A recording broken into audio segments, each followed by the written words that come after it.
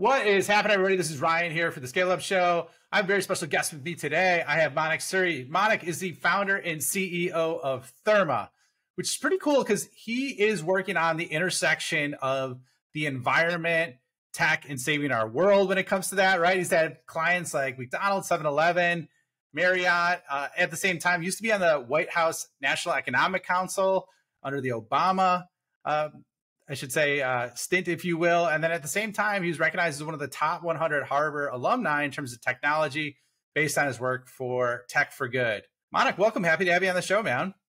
Great to be here, Ryan. Love the energy. Yeah. Fantastic, unique background.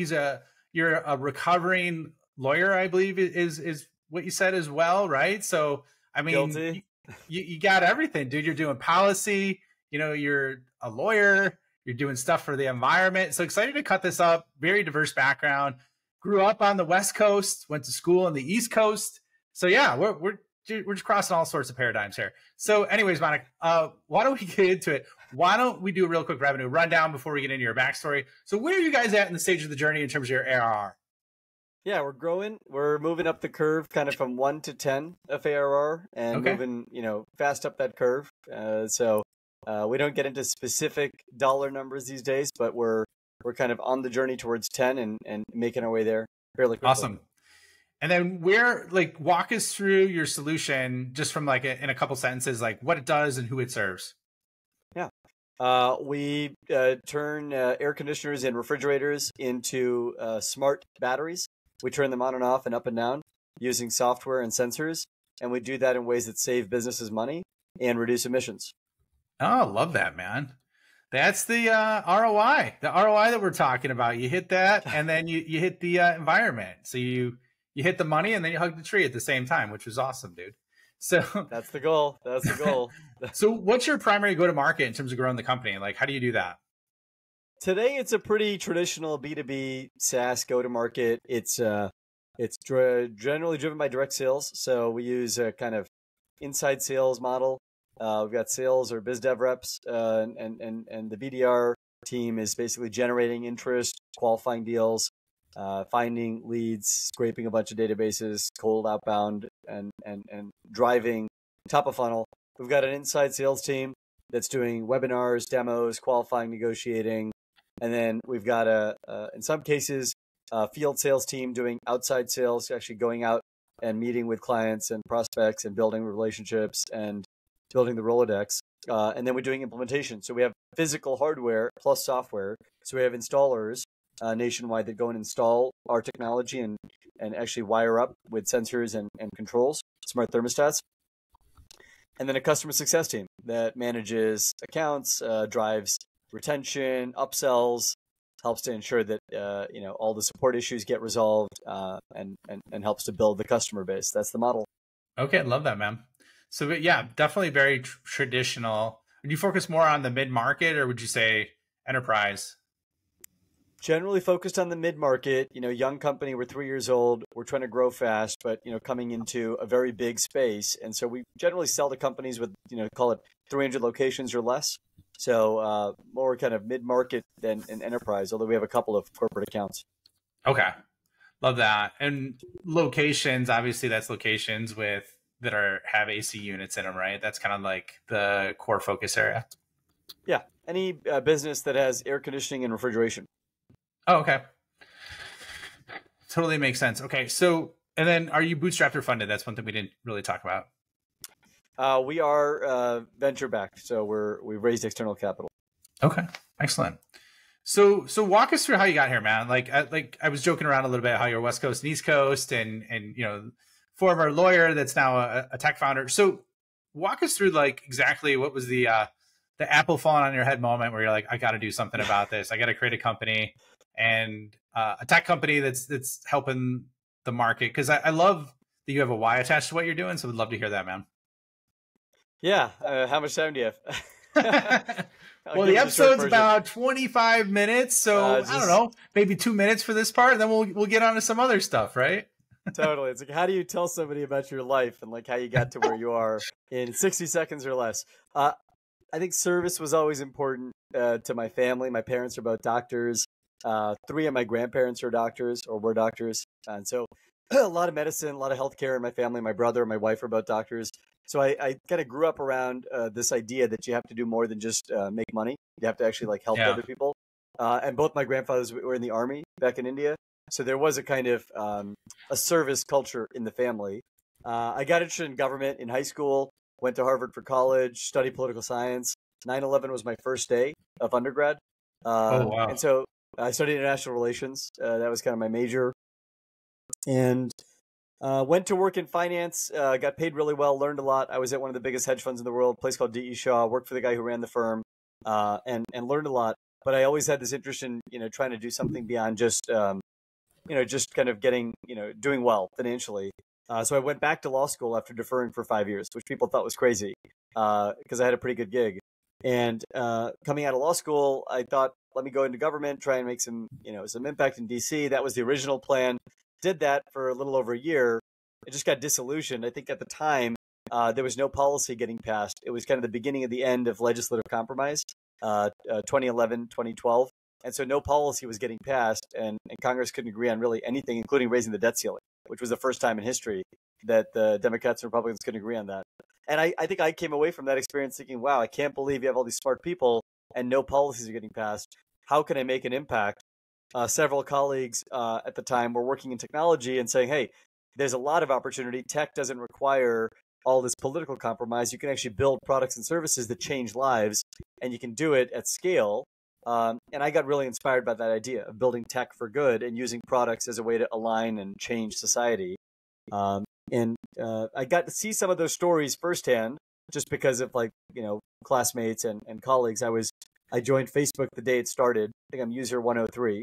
So I saw the Facebook take off literally from the first day. And other products like that, just things I got to see close hand. And that's how I got into tech. Built a center with the deputy CTO when she left government, focused on tech for good. That led me to climate and sustainability and safety as problem areas. And because I grew up in an ag town, it all comes full circle, as my dad likes to say. I was visiting my parents, talking about problems with some family friends who were in the food industry, challenges they were facing. Turns out that the food industry is massive, and a lot of the problems in the food supply are basically just people using pen and paper and analog, legacy tools. And I couldn't believe that. I was just struck, $1 trillion industry. People are still using pen and paper. How is that? And so I thought, okay, maybe I can work on this area to improve safety, sustainability, farm to fork. That's how I got into the space. Started a company called Co-Inspect, and then that led to temperature and learning about the problems around temperature and how much climate impact and how much business impact they have. And that led me to start Therma in 2020. Okay, so I love your story, first of all, right? I think that was more than 2 minutes, Ryan. So sorry for the... It was good, man. It was engaging. Some people... The reason why I put the 2-minute buffer, first of all, just to tell you this, nobody ever says it in 2 minutes, just so you know. It's like when I say, tell me about your solution in 2 sentences. What that does is that breaks it down. It breaks it down from 10 paragraphs to 2 paragraphs. That's right. That's right. So I'm just trying to frame... Yeah, I'm just trying to frame people in a little bit, right? Because otherwise shit gets out of hand, right? It gets crazy. Totally. So I talk a lot too. Yeah. What's that? I talk a lot, so it's hard. Oh, you're fine. You're fine, man. You listen to some of the other episodes, man. You're doing good. So, so here's what I would say. Well, first of all, user 103 at Facebook. Did Mark Zuckerberg personally recruit you to be on the platform, or how the hell did that happen? That's very random. It is random, but I was in college at the time, and I'd rode crew with a few of the guys who ended up starting the project with Mark. The twins? The Cameron. Oh, you were in crew with the twins? Were they that beastly in person too? They looked like they were huge monsters based on the movie. Never watched the film. They're they're big guys. They were I was lightweight. They were heavyweights. But Sam Lesson and Eduardo Savern and I were on the freshman lightweight crew team together. So I knew Sam and Eduardo. Okay. Yeah. That's craziness, man. Do you still keep in touch with those guys at all? Sam I see occasionally. He lives in San Francisco. Eduardo, I last saw him at Stanford Business School giving a talk, and I was giving a talk. But no, we haven't. That's cool. Yeah. That's kind of funny, man. Okay, so we don't need to move on to big things. They're doing big things with their lives. Facebook did quite well for them, I think. Yeah, I think they did okay. So, well, I would think you have some special cheat code because you're user 103 or whatever. But anyway, that's for another discussion, right? Definitely. All right, man. So let's get into the environment factor, because real curious on that, and love the factor that you're trying to do tech for good versus just I don't know, create another mousetrap, right, or a better mousetrap. So in light of that, with like AC and cooling and like business, you mentioned has a massive impact in the environment. Can you break us down with just like high level, right, executive summary version? We don't need to get super in the weeds on it, but like what's happening in the size of the problem with this, and that'll help understand your solution a little bit better too in terms of how you're solving it. Yeah, it's a big problem. It's a problem a lot of people don't talk about. I think most people know, the climate is warming up. I think that's pretty well accepted and understood at this point in 23. Not everywhere, but generally people kind of accepted that point. The issue is kind of what's causing all this warming. Turns out that one of the biggest sources of warming is cooling, ironically. So refrigeration, air conditioning, cooling account for almost 10% of global warming. And they do that for a couple of reasons. First, there's a lot of energy that goes into cooling stuff. And that energy is not particularly clean. Most of the existing energy supply still uses fossil fuels. So you're using a lot of energy to provide cooling to billions of people around the world. Second, there's a huge amount of waste and loss. So, I think Boston Consulting Group, BCG, had a report a few years ago about the food waste problem, and they described it as, the $1.6 trillion, a problem. And, if food waste were a country, it would be like the fourth largest emitter. It's just a massive source of waste, and a third of all food that gets grown gets thrown out. A third. And about 10% of that is because of cooling and poor cold chain, poor refrigeration. So it's a big number. Even if you take 10% of 1.6 trillion, that's $160 billion a year wasted. And there's a huge amount of emissions associated with that because you have to spend a lot of energy and effort to get that product down to the restaurant or the cafeteria or the plate. Then third, you got the third source of warming is refrigerants. These are the chemicals that go into refrigeration and air conditioning. They're the special class of chemicals that enable cooling to work, but they actually cause a very significant amount of warming. They're ultra warming. They're like 1,000 to 11,000 times more warming than CO2e, which is pretty crazy.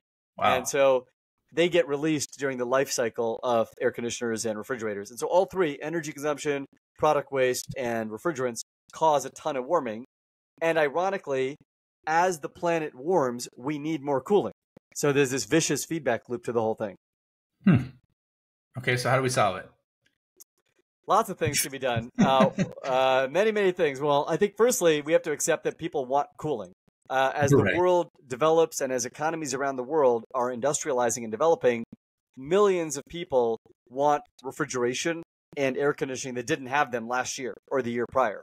And that's kind of one of the big things here is cooling is not just a big source of warming and waste. It's a growing source of warming and waste because a vast part of the world doesn't have that much refrigeration or air conditioning today.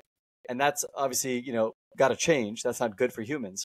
But to make this, to square this circle, we've got to find ways to make cooling more efficient and sustainable. And so there's a couple of things you can do. First, you can actually reduce how much electricity and energy they use.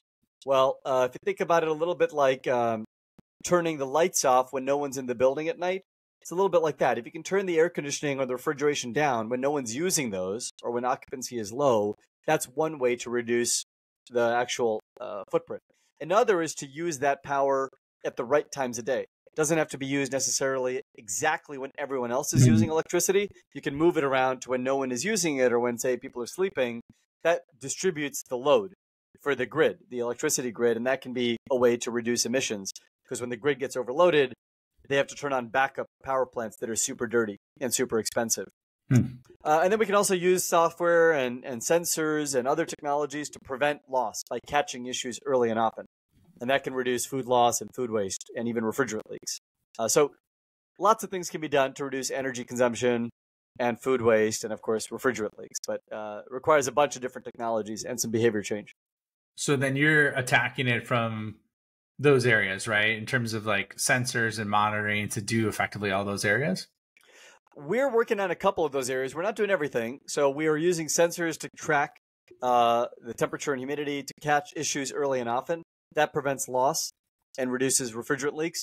We're also using intelligence, data science, to turn air conditioners and refrigerators on and off and up and down dynamically when occupancy is low or when energy prices are high or both. So those are the things that Therma specifically is doing. We're not building cleaner refrigerants. There's a whole set of companies that are working on more energy efficient or lower warming refrigerants. There's a whole set of companies working on making air conditioners more efficient using, say, heat pumps. And there's companies working on insulation, for example. So lots of things we aren't doing to make cooling more sustainable, but we're focused on the energy and the monitoring side. Okay. Like, this just seems so different than your background. So like, how did you get into this then? Like, I know we talked a little bit about like how you conceptually got into the company, but like this specific exact area, like, and be competent enough to create a company, get funding rounds around. Would just love to hear that, because it sounds like a complete. Now, granted, you grew up in an egg town, so I imagine there's some background in terms of. But yeah, break it down for me, man. I think it's one of those life makes sense in the rearview mirror kind of, you kind of look back and it all makes sense, even though when you're driving on the road, you don't necessarily know where the turns are taking you. I think that the work that I did right after the short stint I had in the White House was focused on building tech for good. And that's when I got excited about and interested in using technologies to solve big public problems. I started this center as a co-founder called the GovLab at NYU and MIT.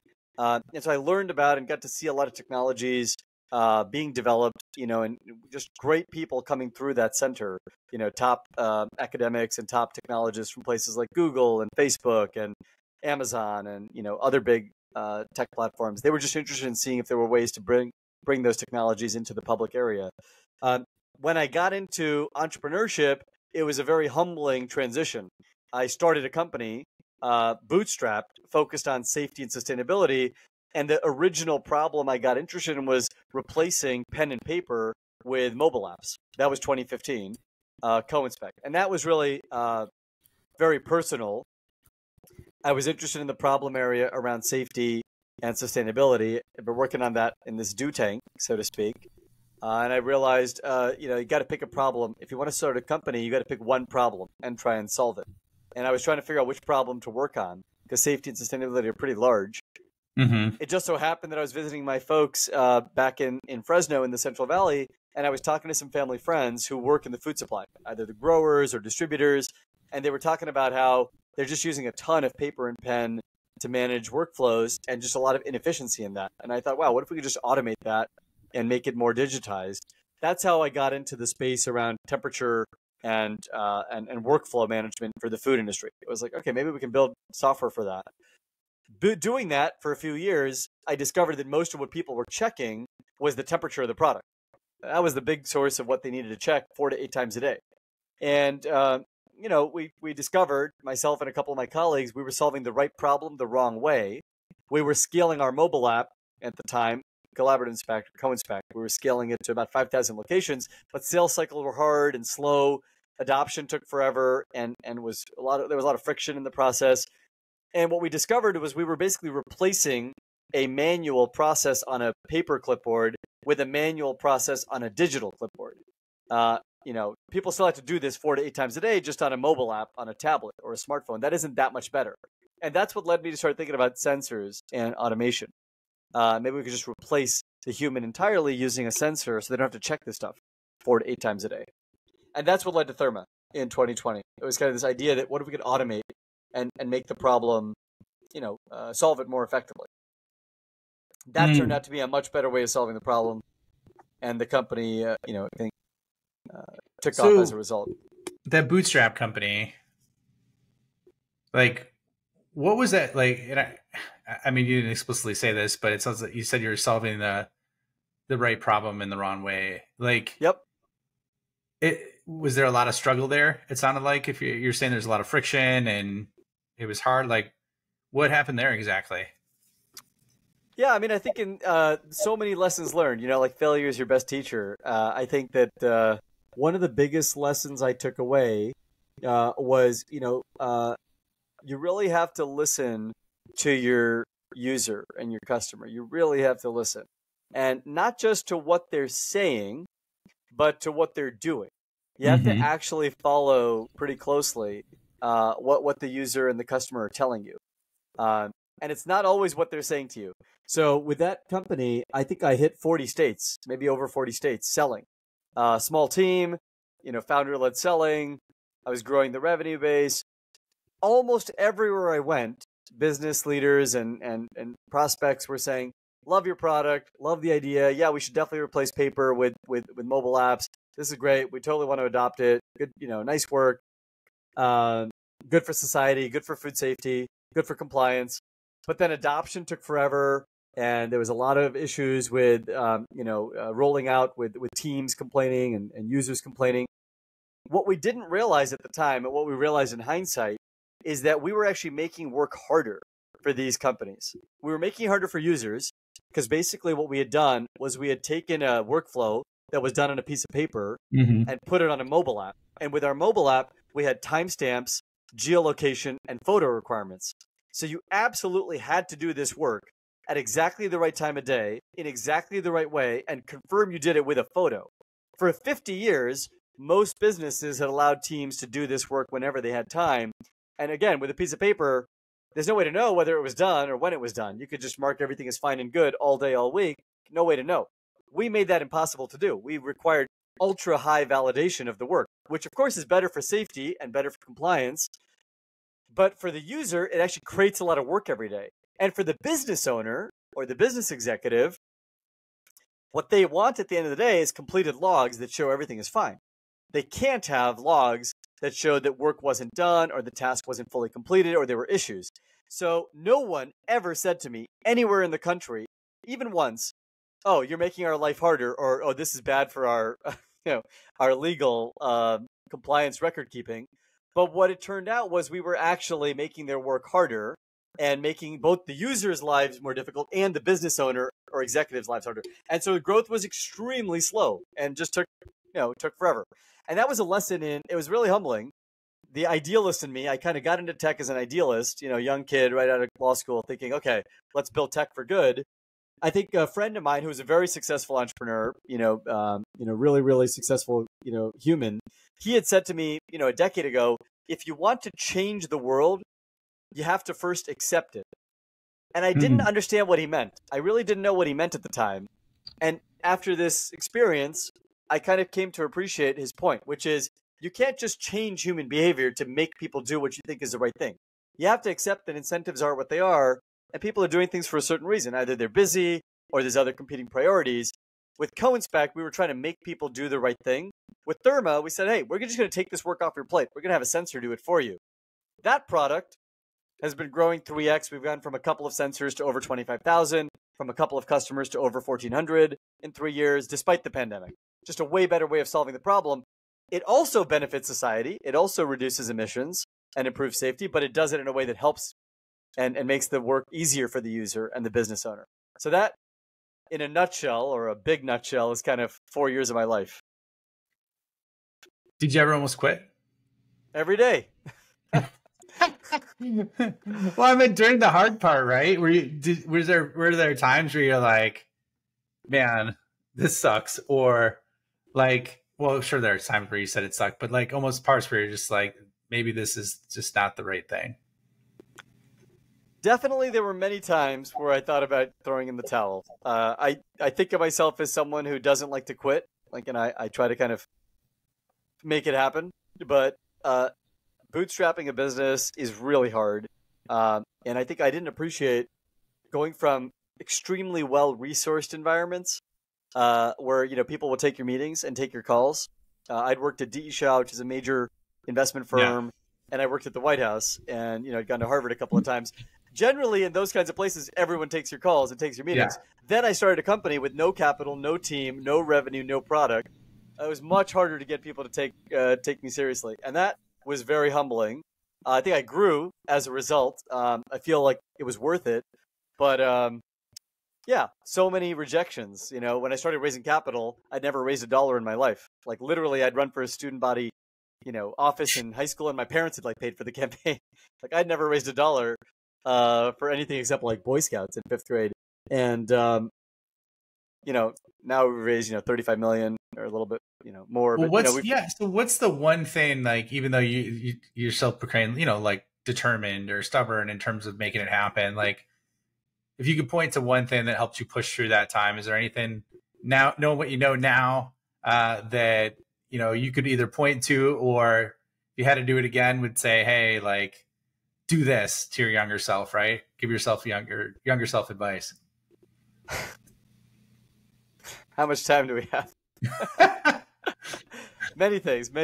I think, so many things. I think to put it in short terms, I think, firstly, believing in oneself, that's a really hard thing to internalize. People tell you, believe in yourself, and you see it on slogans and t-shirts and, it's all over. But I think the idea that you can actually, you can create the future, that the future isn't fixed, that you actually have an ability to shape it. That was something I didn't appreciate at 30, and now at 40, I've come to appreciate. Like, you can actually create the future. I mean, obviously, we're only one, each of us is only one person. It's a big world.